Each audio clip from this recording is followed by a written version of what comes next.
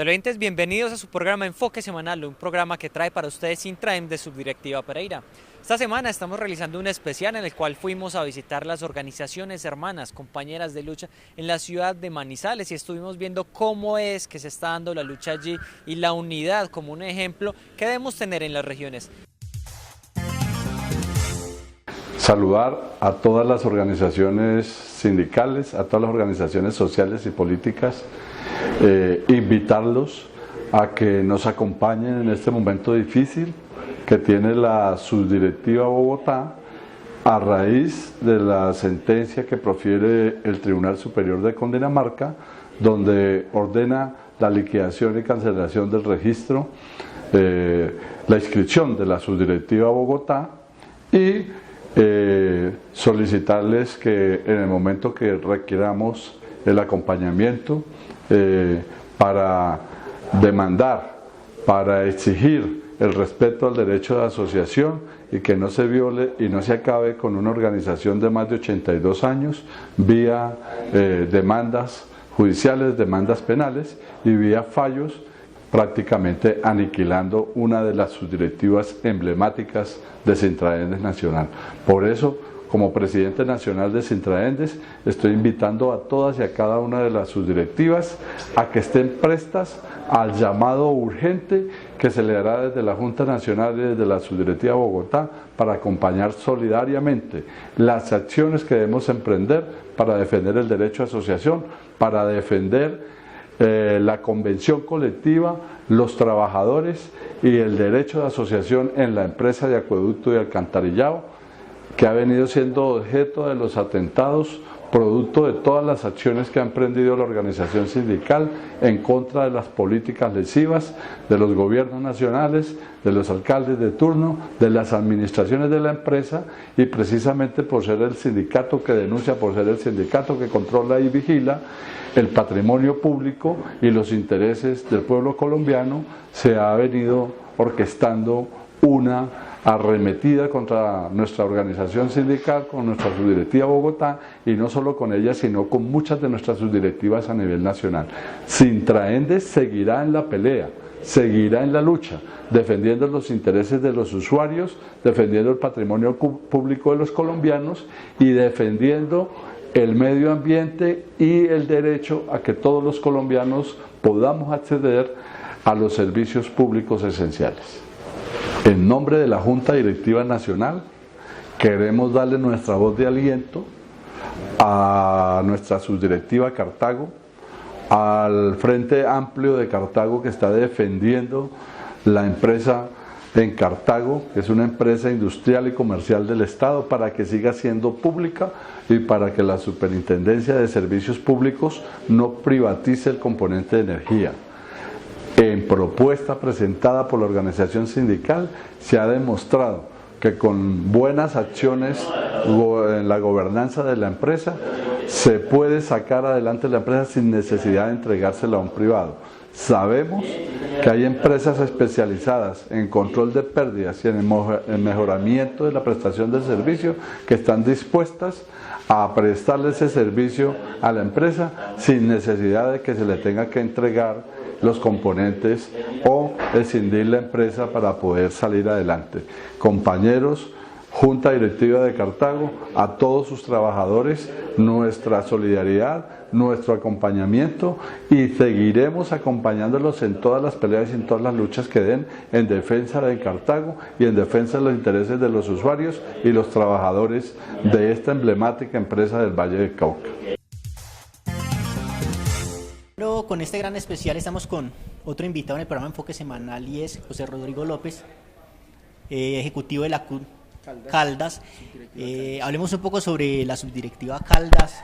Hace poco tuvimos nueva elección de directivos, entonces vemos que hay gente nueva retomando pues las actividades que venían haciendo los otros ejecutivos. Cuéntanos un poco cómo encuentran la actividad sindical acá en Caldas.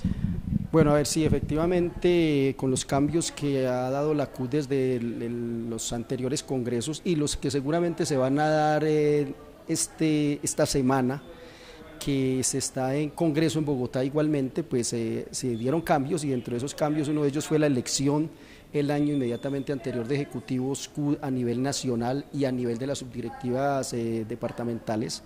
En el municipio, en el departamento de Caldas concretamente, pues de la subdirectiva anterior que le hacemos un reconocimiento porque hicieron un trabajo excelente durante 20 años, pues darle continuidad a esos procesos. Llegamos prácticamente de 15 ejecutivos, llegamos 11 nuevos, y dentro de eso encontramos primero una CUD muy estructurada, una CUD muy organizada. A nivel nacional la CUD Caldas tiene una respetabilidad bastante alta gracias a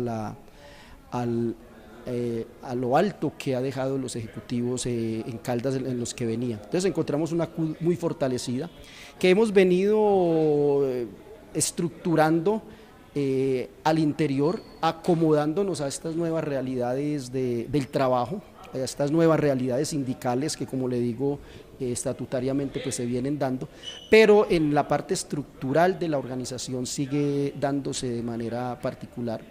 Hay unos elementos claves a nivel de la CUD Caldas, es el trabajo de unidad, que es lo que estamos viendo ahora, la unidad sindical que se trabaja en el departamento con las dos centrales hermanas, que es la CGT y la CTC. Eso es un ejemplo que a nivel nacional se ha venido dando desde el punto de vista de la unidad frente a la pelea contra estos gobiernos, pues, y en este caso en este gobierno neoliberal. Ya estamos dando pie también para hacer un trabajo de unidad en el tema de la salud ocupacional, de la seguridad industrial, desde esos temas, para hacerlo también desde las tres centrales. Es importante porque a nivel nacional esto ha sido clave, o sea, nosotros hemos podido este proceso de Unicin, que es la unidad de CTC y CUD en Caldas, demostrarla que es posible trabajar y encontrarnos, porque tenemos claro que si no nos encontramos, si no nos unimos, nos hundimos, que ese es un tema que es especial. Por encima de nuestras ideologías, por encima de nuestros pensamientos, creemos que el mundo trabajador, desde la política, nos tenemos que unir para poder lograr cosas, y mucho más ahora, con lo que nos trae este plan de desarrollo, con lo que nos trae estas políticas neoliberales de Duque, que son totalmente retardatarias, que son regresivas y totalmente dañinas para el gremio trabajador. Entonces en eso invitamos pues a los compañeros de los sindicatos en el departamento también de Risaralda, que trabajemos en unidad. Estamos también dispuestos a trabajar en unidad con las organizaciones de este eje cafetero, que es tan importante para lograr cosas, y es la intencionalidad que se tiene desde este nuevo ejecutivo de CUD Caldas. Usted toca un punto muy importante, y es el tema de la unidad. De pronto, desde la Central Unitaria de Trabajadores, un balance sobre la actividad que se realizó el pasado 25 de abril y este 1 de mayo, ¿qué tal fue la participación de trabajadores y de gente del común? Bueno, hubo 12 situaciones importantísimas. La del 25, pues obviamente que fue, digamos, la tarea inicial que promovió CUD a nivel nacional, porque esa actividad del 25 fue una decisión que tomó todo el Ejecutivo Nacional en Bogotá y la lideró desde Bogotá y logró hacer una convergencia con todos los sectores, ¿cierto? Los sindicatos, los sectores sociales, los sectores políticos, y fue muy, muy importante, o sea, fue supremamente importante, o sea que es clave dentro de eso, desde lo que se buscó a nivel del Ejecutivo Nacional. Y eso se dio también aquí en nuestro departamento, de hecho, de hecho tuvimos unas reuniones previas en Pereira, donde nos encontramos gente del Quindío, gente de Risaralda, nosotros los de Caldas, para trabajar en toda la unidad. Ya el día del 25 como tal, pues el informe que tenemos de las otras, de las dos capitales, fue que la participación fue excelente de todo el sector sindical, del sector social, del sector educativo, bien importante en las tres ciudades. Aquí tuvimos una participación excelente, muy buena frente a lo que fueron las marchas y el encuentro. Y el 1 de mayo igual, o sea, los comités de unidad trabajamos fuertemente, y aquí en Manizales, en particular en Caldas, fue copiosa la participación, tuvimos la posibilidad de hacer 3 marchas simultáneas, digamos tres sectores diferentes, y aparte de eso cambiamos la metodología que nosotros siempre utilizábamos el 1 de mayo, se cambió totalmente esa manera como se traía y cómo se realizaban las actividades del 1 de mayo, y nos dio un excelente resultado como un experimento inicial de participación. Entonces han sido como experiencias que hemos ido dando, y hoy precisamente estamos evaluando eso aquí en el Comité de Unidad, donde se puede dar realmente un parte de algo novedoso y sobre todo que está trayendo. Y de otra parte, pues lo que ha ido llegando a nivel del sindicalismo, buscando siempre la unidad, de no al paralelismo sindical, de tener no más sindicatos, sino más afiliados. O sea, dentro de esas políticas ahí vamos caminando, me parece que es importante. Bueno, muchas gracias por estar con nosotros en el programa Enfoque Semanal y abriendo las puertas desde la Central Unitaria de Trabajadores de acá de Caldas. No, con mucho gusto, y estamos para servirles, y bienvenidos a nuestra casa, y cuando tengamos alguna actividad a nivel de los 3 departamentos y en este caso en Risaralda, cuenten con la presencia y cuenten con el apoyo de la Central Unitaria de Trabajadores Subdirectiva Caldas. Muchas gracias. Y sigamos conectados con más Enfoque Semanal. Bueno, y otro invitado en el programa Enfoque Semanal es el presidente de Sintralecol, Óscar Arturo Orozco. Vamos a estar hablando un poco sobre qué viene sucediendo acá en Manizales, acá en Caldas, con el tema sindical. Estuvimos ahorita entrevistando a directivos de Sintramave y vemos que la cosa está como compleja. Hay despidos, acoso laboral. Entonces, hablemos un poco sobre qué viene sucediendo en el tema sindical acá en Manizales. Manizales tiene la segunda tasa de desempleo en el eje cafetero, superada solamente por Armenia. La mayor ocupación la tiene Pereira, seguramente en bienes y servicios. La mayor vocación industrial de las 3 ciudades del eje la tuvo Manizales, lo que se ha venido perdiendo particularmente en los últimos años. La vocación muy en Pereira es la parte comercial y muy en Armenia la parte turística. Aquí muy el tema universidad, pero se viene perdiendo un tema importante, y es que el empleo no está transformando ni desarrollando conocimiento, ni generando conocimiento, ni permitiendo que nos apropiemos de tecnología. Hoy tenemos un empleo en un nivel de la estructura productiva muy complicado, que en cualquier momento puede desaparecer, no es un empleo sostenible. El otro tema tiene que ver con la falta de recursos del Estado para que los campesinos, el sector agroindustrial, pueda tener una posibilidad concreta de desarrollar ese alimento que nosotros necesitamos, ¿cierto? Y que se pueda exportar. Incluso hoy compramos la comida que consumimos cuando hace 30 años vendíamos comida, lo cual nos pone en un escenario muy complicado. Y estamos viviendo de la exploración y explotación de recursos naturales, ¿cierto? Que algún día se van a acabar. Estamos viviendo la enfermedad holandesa. Muy complicado, la verdad muy complicado. El llamamiento que hemos hecho particularmente a las centrales, y lo digo desde el Comité de Unidad y por el trabajo que hicimos tantos años en la CUT, es que ojalá logremos unificar criterios de las centrales todas y Pereira convertirlo en un escenario de centralización de tareas y de decisiones, porque el día que demos las respuestas como eje cafetero de manera unificada, seguramente el gobierno sí nos va a mirar y con más respeto. Lo que quiero decir es que Manizales tiene problemas graves, ya lo dijeron los comandantes de MAVE, el tema licorera particularmente, es un asunto muy complicado. La sindicalización por todo el tema de la política, por todo el tema de los medios de comunicación, por todo el tema regulatorio, y porque nos mataron gente muy buena, ¿cierto? Y nos siguen matando gente muy buena, es muy complicada, pero creo que hay oportunidad. Lo que ha venido pasando con el movimiento estudiantil, las movilizaciones del 25 de abril, la marcha cafetera del 24 en Armenia y el paro y la movilización del 1 de mayo denotan claramente que hay interés, que la gente quiere pelear. Y nos acaban de aprobar un Plan Nacional de Desarrollo que prácticamente nos volvió más pobres de lo que éramos, con posiciones tan complejas como la del DANE, que dice que el que gane más de 260.000 millones de pesos es rico, ¿cierto? Es un ciudadano, ¿cierto?, que está por encima de la media y la estructura de la pirámide económica, ¿no? Estúpidos, hombre, que no alcanza salario mínimo. Ahora nos quieren vender mentiras a partir de decretos, pues sacándonos de la pobreza. No, Colombia tiene un problema de empobrecimiento grande. Aquí estamos presionando aspectos relacionados con los acuerdos firmados con las FARC, Creemos que se tienen que cumplir, que se tiene que desarrollar una agenda y un acuerdo con el ELN, que la JEP se tiene que aprobar, que ese desarrollo tiene que establecer los responsables de quienes pusieron la plata y orientaron desde aquí la confrontación y la guerra, porque ellos toman vino y tinto en Europa y los que nos matamos somos nosotros. Óscar, otro tema que le iba a preguntar es algo que se viene viendo a nivel nacional, y es la venta de lo público. Se venden las empresas de servicios públicos que porque no son opcionales para el Estado, y se le vienen entregando a privados, los cuales se las entregan 0 kilómetros porque vemos que las reforman, le invierten dinero y las cosas no, ya con esa inversión que le hicimos no es rentable, entonces la entregamos a privados para que ellos le exploten ya lo que se han invertido.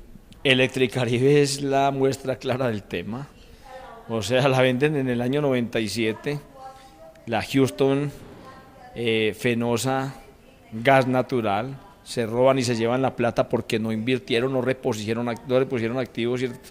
Se quedaron con el dinero y ahora nos toca pagar a nosotros y a los trabajadores, enfrentar una amenaza de liquidación, salir a defender los puestos de trabajo cuando nosotros no administramos la empresa. Se la robaron. Se robaron la platica a los colombianos y ahora nos demandaron por un platal ante tribunales internacionales, ¿cierto? O sea, el colmo del descaro. Súmele a eso la corrupción, un fiscal corrupto, ¿cierto? Que toda la vida fue abogado del sector financiero y de patrones, que seguramente por eso no va a defender trabajadores, está claro, ni los derechos de los de abajo. Y eso nos obliga a nosotros, los dirigentes sindicales, desde las estructuras sindicales, a arreciar, a tener una posición mucho más clara, a salir públicamente a defender los derechos de los trabajadores y las comunidades. Los sindicatos han demostrado que no se han equivocado cuando han planteado el debate y lo hicieron en su momento con la Ley 100, con los servicios públicos, con los fondos de pensiones, con todo lo que ha sido la privatización particularmente de las empresas y el patrimonio público. Y sí, han avanzado en esa política, pero algún día seguramente todo lo que hemos dicho va a calar y podemos empezar, ojalá ya no demasiado tarde, a reversar muchas de esas decisiones. Otra pregunta que te iba a hacer ya para terminar es el tema de Hidroituango.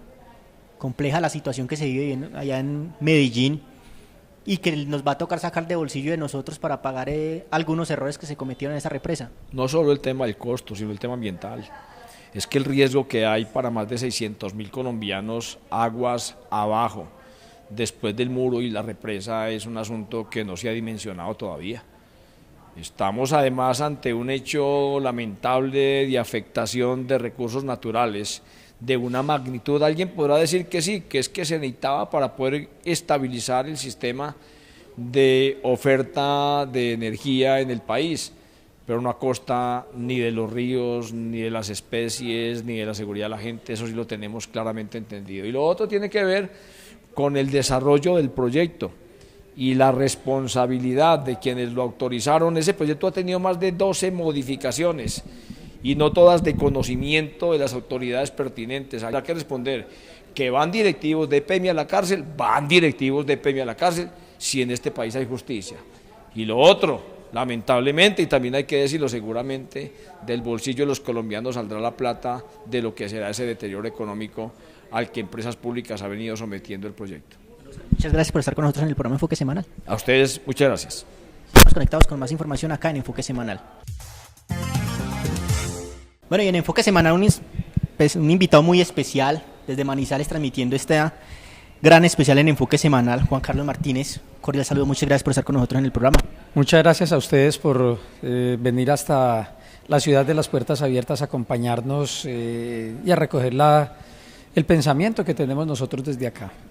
¿Cómo van esos momentos el tema del Plan Nacional de Desarrollo que nos tiene o nos va a joder a todos los colombianos, perdón la expresión? No, tranquilo. A ver, después de la actividad del 25 de abril y la marcha del 1 de mayo, pues los trabajadores nos aprestamos a conocer los alcances reales que tiene el Plan Nacional de Desarrollo.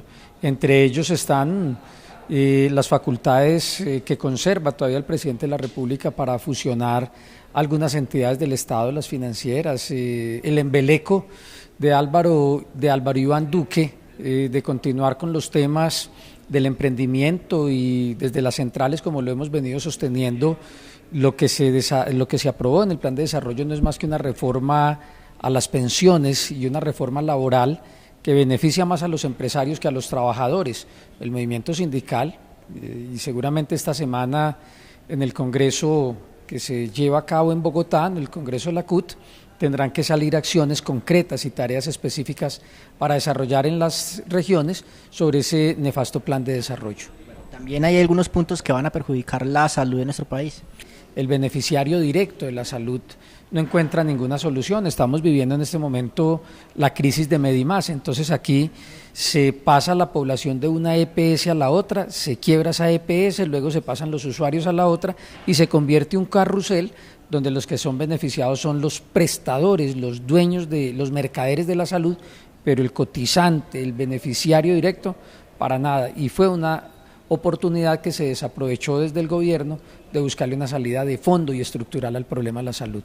Carlos, el tema también de la corrupción está acabando con el país. Nosotros en Risaralda hemos tenido durante este año noticias de concejales capturados, tenemos el alcalde de Dos Quebradas capturado, el alcalde de Santa Rosa de Cabal también capturado, entonces aparte de eso también la corrupción va a acabar, nos va a desangrar.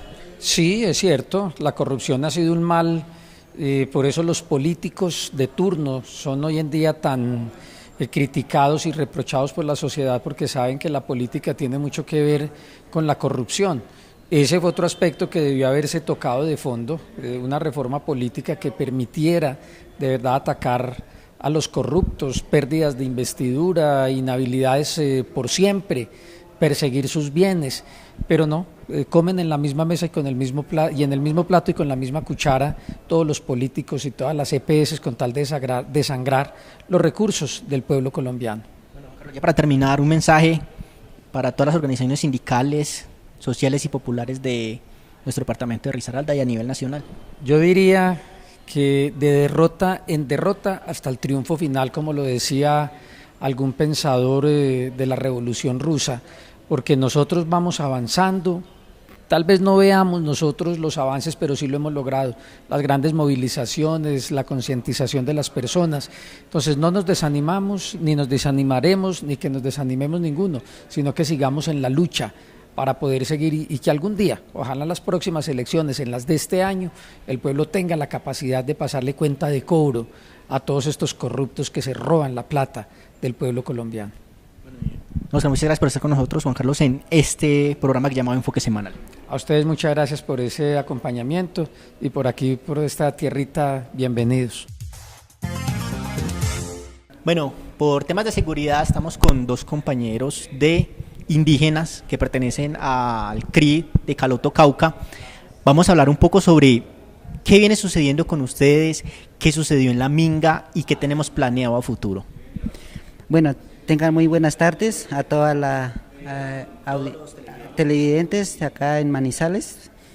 Queremos primero que todo enviarles un gran saludo de unidad y resistencia.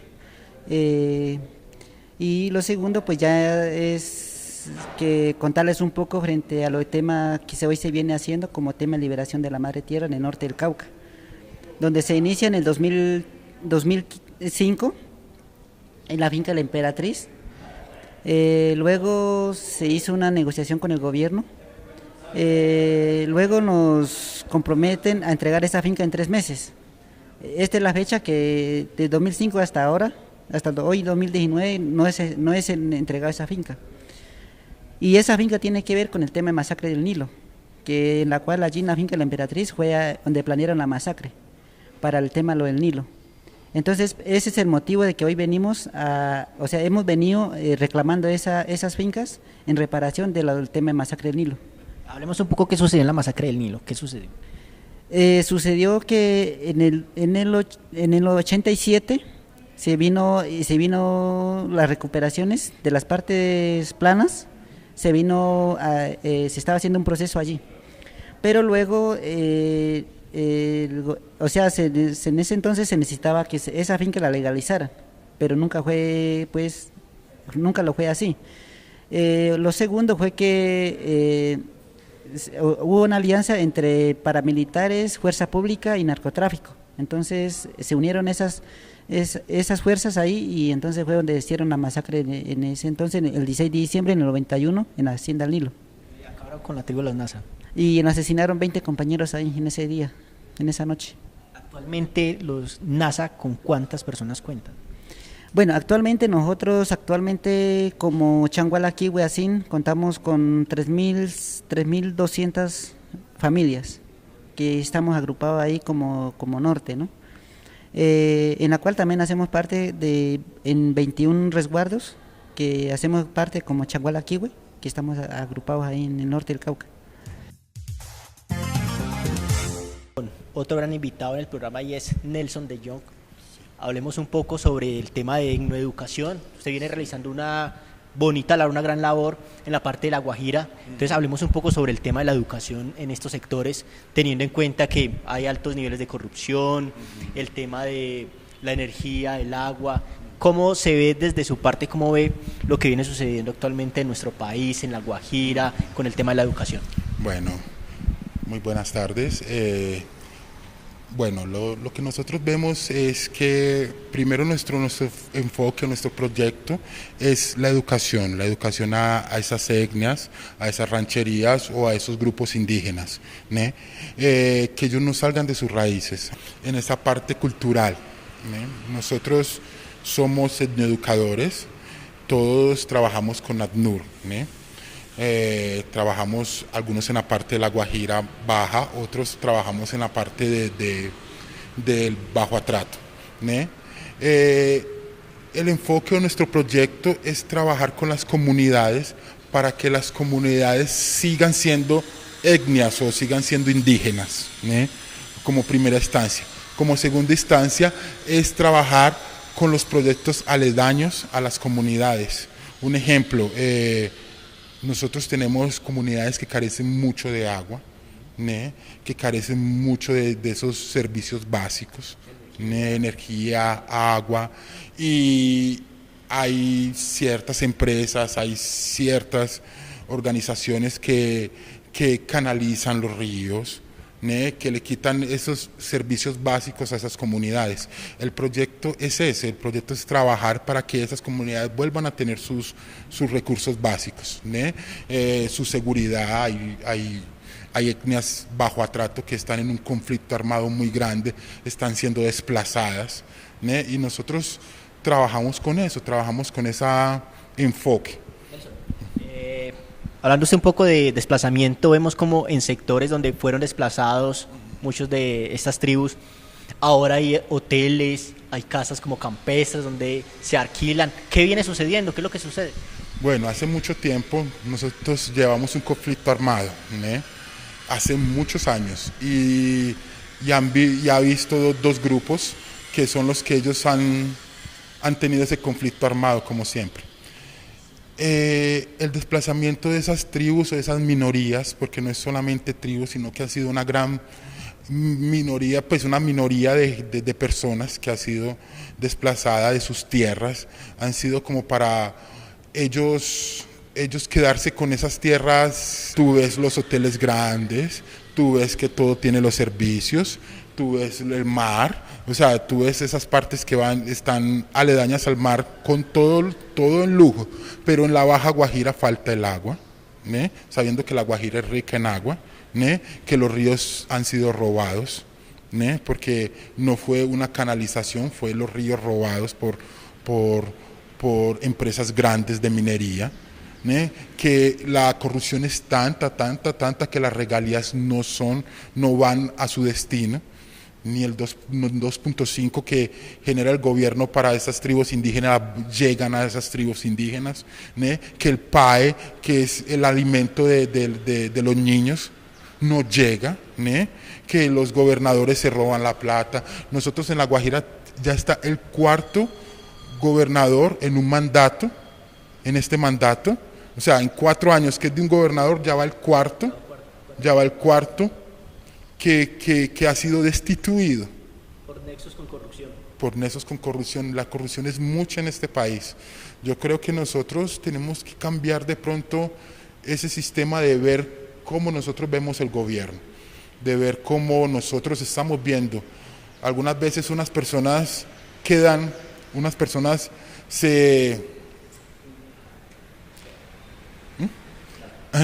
algunas personas se benefician con el gobierno, pero no es un beneficio a largo plazo.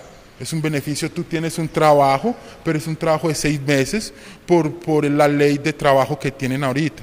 Y las personas no están viendo eso, las personas están viendo solo la parte del sobrevivir, ¿entendió?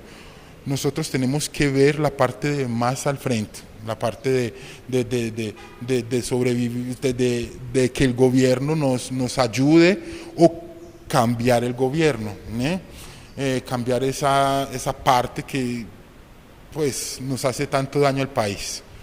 Nelson, muchas gracias por estar con nosotros en el programa Enfoque Semanal y por contarnos lo que viene sucediendo en La Guajira, la cruda realidad que no nos muestra ni RCN ni Caracol. Continuemos con más Enfoque Semanal. Recuerden nuestras redes sociales.